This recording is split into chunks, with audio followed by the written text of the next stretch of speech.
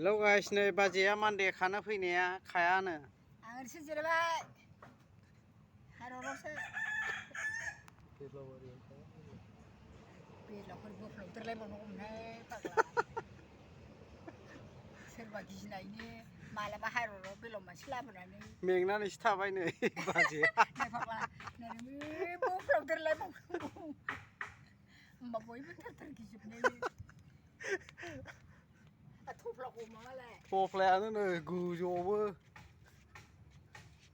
गोजौआवबो नै थफ्ला नै आरो नै गय थफ्ला दं बेहाय नायलाय आरो नै मनाहा थायरड जिङाव खाफैदों नै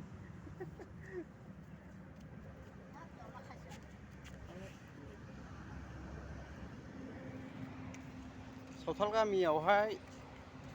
जिरायफैबाय जों खानानै साथामा खागासिनो दं दाबो फैयाखै बेहा बेदलाव गिनानै फैबाय हनै हाब्रु गिनानै बिलोसो नालाय गिनानै फैबाय खालानो बियो दा बेखायनो बेदलावखौ खिथानो नागिरदोंमोन बोखानानै बोफ्लावनानै बहा थांखोरा मानसिफ्राबो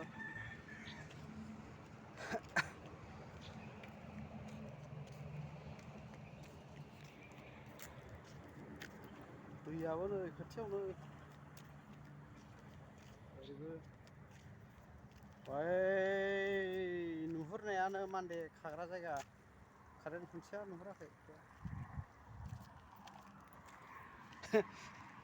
बाजैनि डाइलगखौ खोनासंदो एबार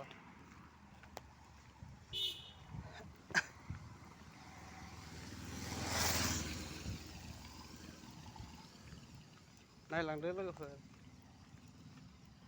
हायरडआवबो एसे बेरायलाहैनोसै आं हायरड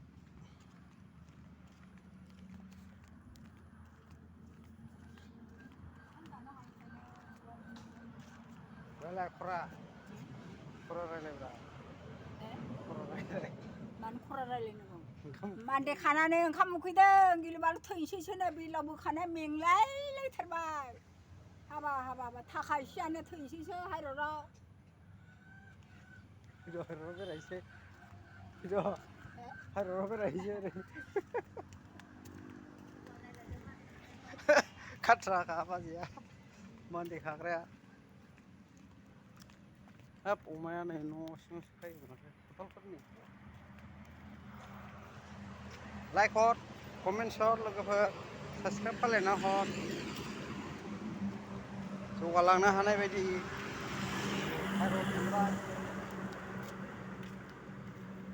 हायरडआव बेरायदां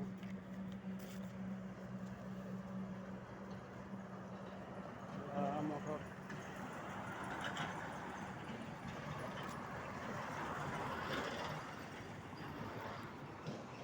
जाबायलै